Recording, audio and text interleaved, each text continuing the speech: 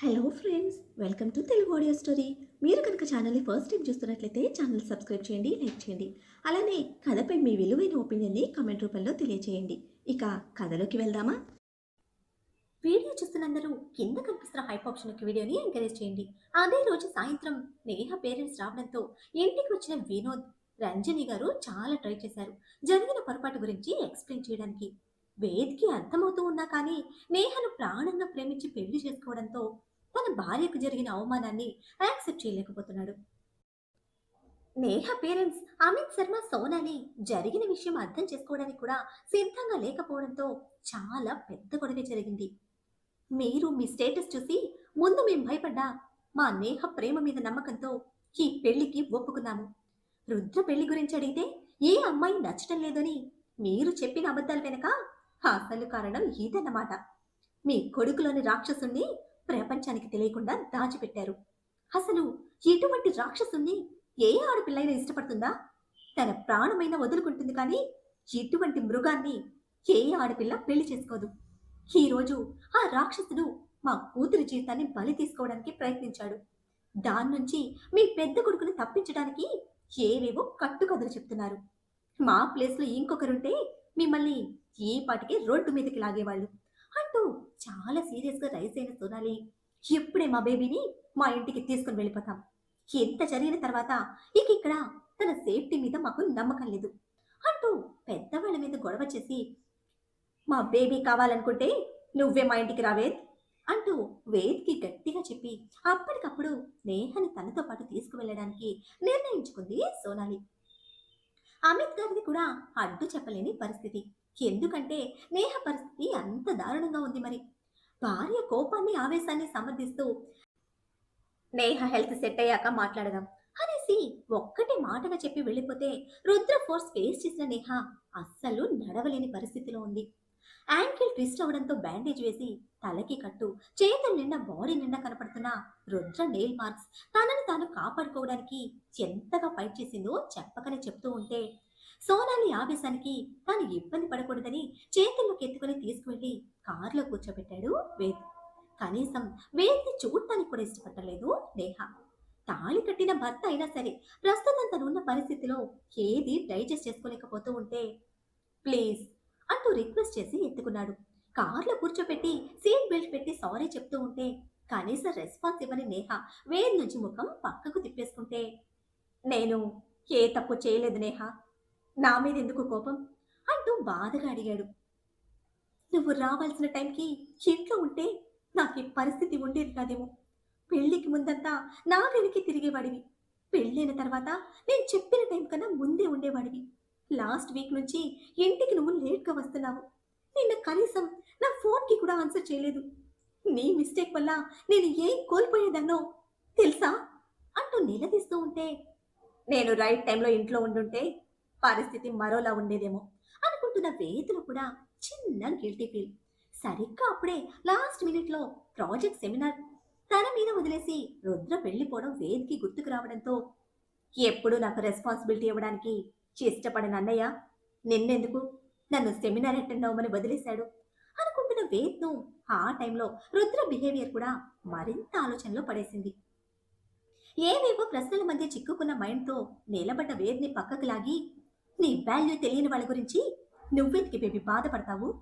నీ వాల్యూ తెలిసిన వాడే అయితే నీకు ఈ పరిస్థితి రానిచ్చేవాడు కాదు అంటూ సోనాలి ధడాలన డోర్ క్లోజ్ చేస్తే తప్పు చేసిన వాడిలా నిలబడిపోయాడు వేద్.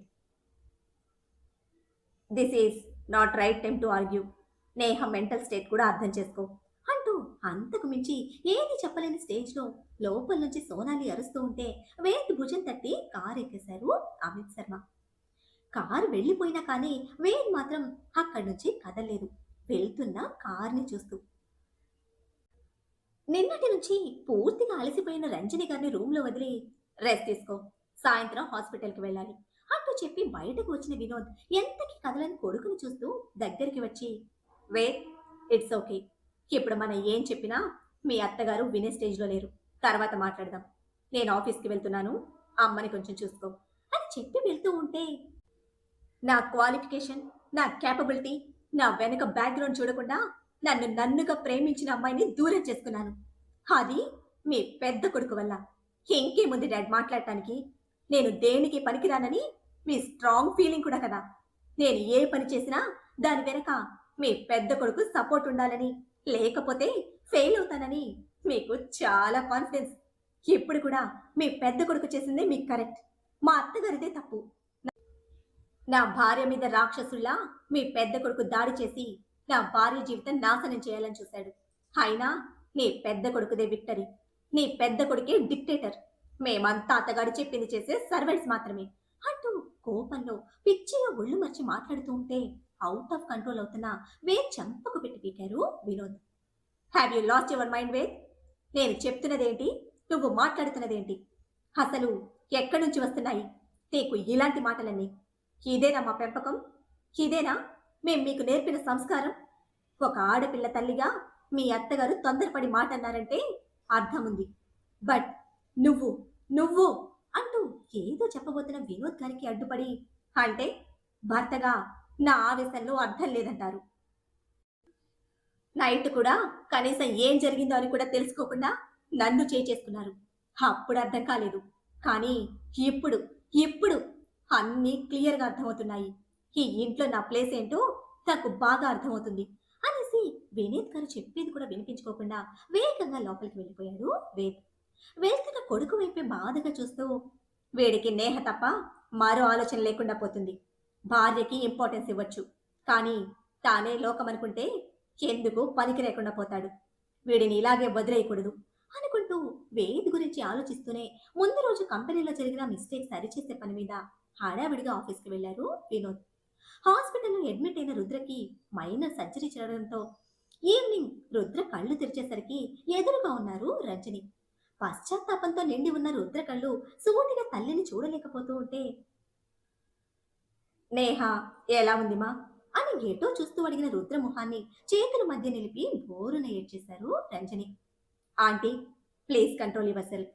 మీరు స్ట్రెస్ తీసుకుంటూ రుద్రకి స్ట్రెస్ ఇవ్వద్దు అంటూ శిఖర్ సున్నితంగా హెచ్చరిస్తూ ఉంటే ఆవిడ కాసేపటికి నెమ్మదించారు. కానీ రుద్ర మాత్రం ముందులా తల్లిని ఫేస్ చేయలేకపోతున్నాడు.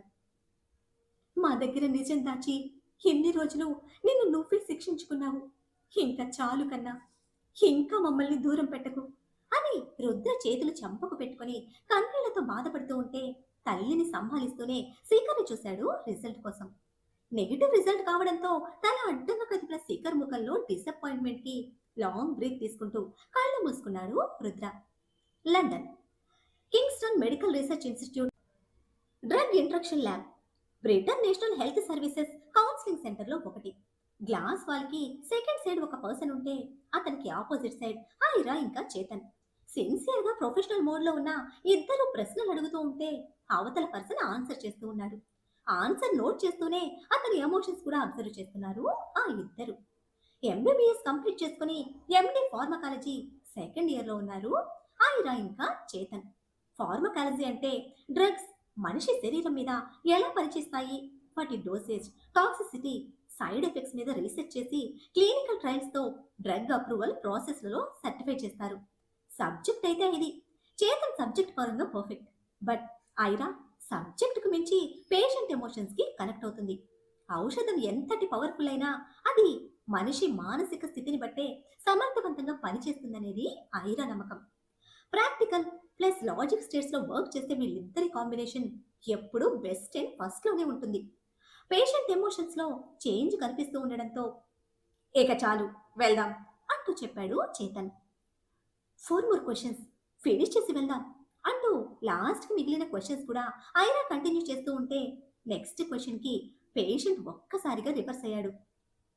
గ్లాస్ వాల్ కి దగ్గరగా వచ్చి దాని మీద 2 చేతులు బలంగా ప్రెస్ చేస్తూ, కమ్ ఇన్సైడ్ బేబీ, ఈ చెత్త రీసెర్చ్ నీకు యూజ్ అవ్వదు. I will help you. నీకు ప్రాక్టికల్గా అర్థమయ్యేలా చూపిస్తా.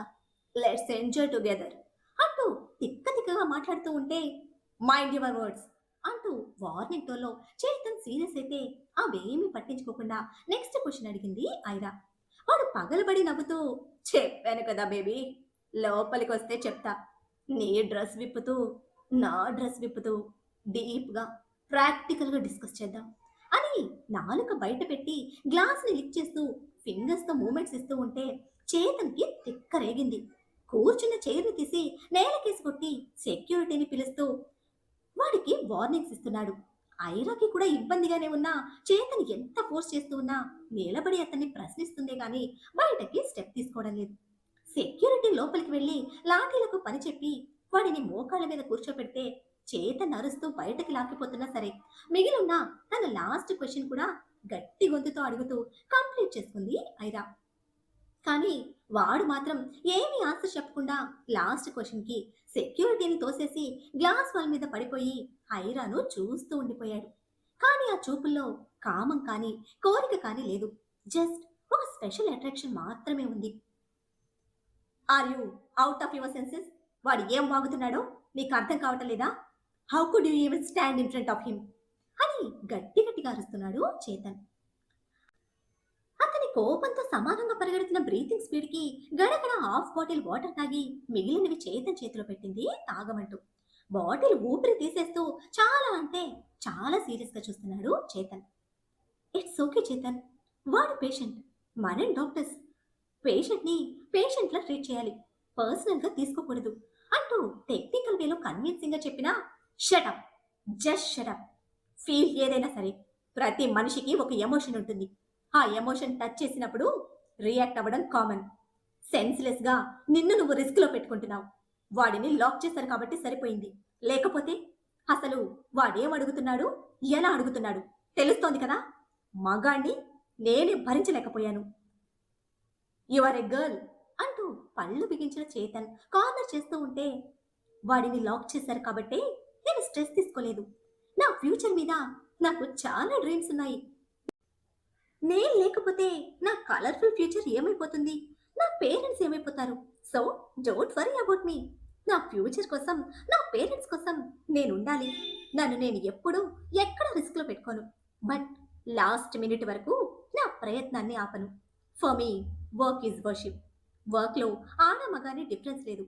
ఫీల్డ్ ఏదైనా సరే ఎమోషన్ బ్యాలెన్స్ చేయాలి అని ఎప్పటిలా పాజిటివ్ స్పీచ్ దంచుతున్న ఐరాని విసుగ్గా చూస్తూ వాటర్ తాగిన చేతన్ ఆన్సర్ షీట్ తీసుకుని చెక్ చేస్తూ లాస్ట్ 4 క్వశ్చన్స్ కి జస్ట్ పేషెంట్ ఎలా రియాక్ట్ అయింది మాత్రమే నోట్ చేసిన ఐరా మీద ముక్కుతో బుసలు కొడుతూ వాట్ ఈస్ దిస్ అంటూ లాస్ట్ క్వశ్చన్ ఆన్సర్ మీద పెన్సిల్ తో పొడుస్తూ అడిగాడు. వాడికి నువ్వు నచ్చలేదు, నేను నచ్చాను అంటూ సింపుల్ గా చెప్తే he is a horny, forward, womaniser, కనుక వాడికి నువ్వే కావాలి, నువ్వే నచ్చుతావు అన్నాడు పళ్ళు బిగబట్టి. You have mistaken Chetan. వాడు ఫస్ట్ బాగానే ఆన్సర్ చేశాడు. స్టెప్ బై స్టెప్ మనం డీప్గా క్వశ్చన్ చేస్తున్నప్పుడు పేషెంట్ సీరియస్ అయ్యాడు. వాడికి వాడి గురించి చెప్పడం ఇష్టం లేదు. దాన్ని డైవర్ట్ చేయడానికి మన ఎమోషన్ మీద టార్గెట్ చేశాడు. నువ్వు రియాక్ట్ అయ్యావు, నేను రియాక్ట్ అవ్వలేదు. ప్రొఫెషనల్గా వాడు నన్ను లైక్ చేశాడు, అమ్మాయిగా కాదు. నువ్వు కూడా కొంచెం స్టేబుల్గా ఉంటే మేబీ వాడి నుంచి ఈ 4 క్వశ్చన్స్ కూడా ఆన్సర్ వచ్చేదేమో అంటూ కంక్లూజన్ ఇస్తూ ఉంటే ఐరా కంక్లూజన్ రాంగ్ అంటూ ఆర్గ్యూ చేస్తున్నాడు చేతన్. ఇద్దరి మధ్య డిస్కషన్ కట్ చేస్తూ ప్రొఫెసర్ సిద్ధార్థ్ మల్హోత్రా నుంచి ఫోన్. గొంతేసుకుని రాక్షసిలా అరుస్తున్న ఐరా నోటికి హ్యాండ్తో లాక్ వేసి వెయిట్, ప్రొఫెసర్ కాల్ అని చేతన్ ఫోన్ ఆన్సర్ చేస్తే నోటి మీదున్న చేతిని విసిరి కొట్టి బ్యాగ్ సర్దుకుంటోంది Aira. Are you done Chetan అంటూ సిద్ధార్థ్ అనడంతో జస్ట్ నౌ సార్ అని చెప్పడమే. Good, you both come fast to my chamber అంటూ ఆర్డర్ వేసి కాల్ కట్ చేశాడు సిద్ధార్థ్. సీరియస్ అనుకుంటా అంటూ అదే విషయం ఐరాకి చెప్పి చేతన్ స్పీడ్ పెంచితే ఫాస్ట్ గా అక్కడ సెక్యూరిటీ ప్రాసెస్ కంప్లీట్ చేసుకుని ఇద్దరు యూనివర్సిటీకి స్టార్ట్ అయ్యారు. గులాబీ రంగు నగరంలా పేరు పొందిన జైపూర్ సిటీ. రాథోడ్ ఫ్యామిలీ రాచరికం ఉట్టిపడుతున్న రాచబంగ్లా. బయట నుంచి చూస్తూ ఉంటే జమీందారు వదిలి వెళ్లిన రాచరికపు జ్ఞాపకంగా కనిపిస్తున్న ఆ భవనం హెరిటేజ్ ఇంటీరియర్ డిజైన్ తో అప్పటి వైభవాన్ని పునర్నిర్మించిన నేటి ట్రెండింగ్ ఫినిషింగ్ తో అత్యంత వైభవపేతంగా ఉంది. రాజస్థానీ జాలీ ప్యాటర్న్స్ లో తయారు చేసిన భారీ గేటు దాటి లోపలికి వెళ్తున్న మార్గానికి 2 వైపులా beautiful and peaceful garden. Main entrance దగ్గర కార్ దిగిన ప్రతి ఒక్కరిని మొదటిగా అట్రాక్ట్ చేసేది ఎంట్రన్స్ ఎదురుగా ఉన్న ఫౌంటైన్, దాని మధ్యలో ఉన్న బ్లాక్ మార్బుల్ కృష్ణుడి స్టాట్యూ. బయట పింక్ శాండ్ స్టోన్ ఫినిషింగ్ గాంభీర్యంలో ప్రతిష్ట ఉట్టిపడుతోంది. లోపల ఇటాలియన్ మార్బుల్ మెరుపులు, కళ్ళు చెదిరేలా ఇంపోర్టెడ్ షాండిలియర్స్ ఎత్తైన ceiling, grand and modern interiors, living rooms, గోడల మీద ఆ కాలం నుంచి ఈ కాలపు రాజస్థానీ కళాకృతులు, ఇంకా పెయింటింగ్స్. అది ఇల్లు మాత్రమే కాదు, రాథోడ్స్ వైభవానికి ప్రతీకలా ఉంది. కంటికి కనిపిస్తున్న అంత వైభవాన్ని కంటికి కనిపించని నిశ్శబ్దం శాసిస్తూ ఉంటే, యూనిఫామ్ వేసుకున్న వర్కర్స్ ఎవరి పనుల్లో వాళ్ళు నిబద్ధతతో కదులుతున్నారు. కార్ దిగి లోపలికి వచ్చిన ఫ్యామిలీ లాయర్ని రిసీవ్ చేసుకుని ఒక ప్రత్యేక గదిలోకి తీసుకువెళ్లి జ్యూస్ స్నాక్స్ తో మర్యాదలు చేసి ఆ ఇంటి యజమాని విశ్వక్ గారికి ఇన్ఫార్మ్ చేయడంతో 10 నిమిషాలు దాటుతుండగా వచ్చారు విశ్వక్.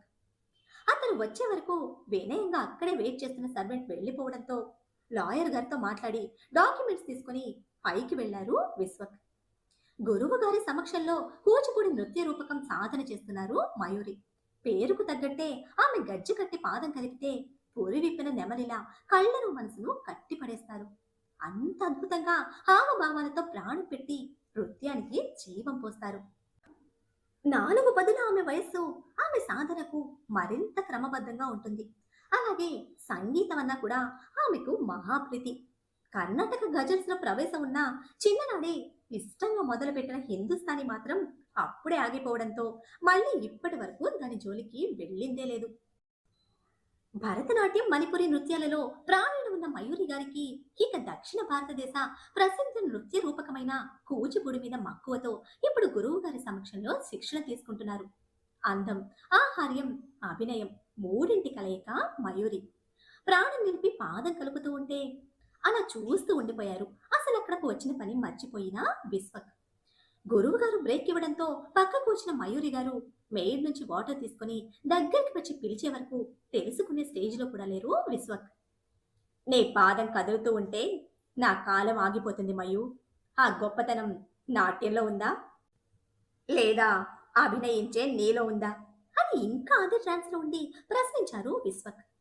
కళను ఆరాధించే మీ కళ్ళలో ఉంది అంటూ ఆ క్రెడిట్ విశ్వక్ గారికి ఇస్తూ చేతిలోని డాక్యుమెంట్స్ గమనించి ఏదైనా పని మీద వచ్చారా అంటూ అడిగారు.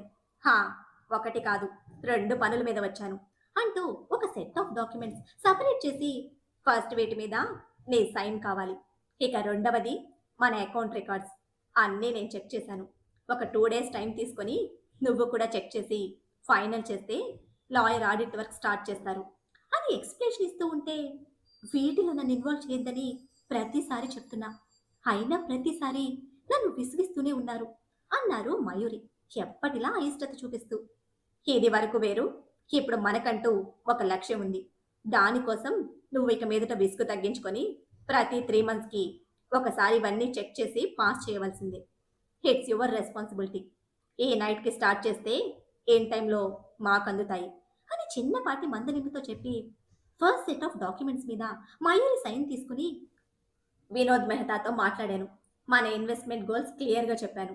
Rudransh Mehta is willing to work with us. మనం పెడుతున్న పెట్టుబడికి అతను సరైన రూపాన్ని ఇస్తాడని నా నమ్మకం అంటూ పూర్తి నమ్మకంతో చెప్పారు విశ్వక్. మరి అసలు ఇప్పుడు రుద్ర ఉన్న పరిస్థితి గురించి తెలుసా విశ్వక్కి? రుద్ర విషయంలో ఉడికిపోతున్న వేద్ తీసుకోబోయే నిర్ణయం ఏమిటి? ఆ నిర్ణయం ఆ కుటుంబంపై ఎటువంటి ప్రభావం చూపించనుంది?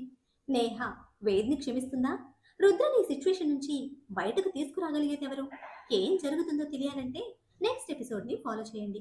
అలానే ఈ ఎపిసోడ్ని లైక్ చేయడం మాత్రం మర్చిపోకండి. Bye friends.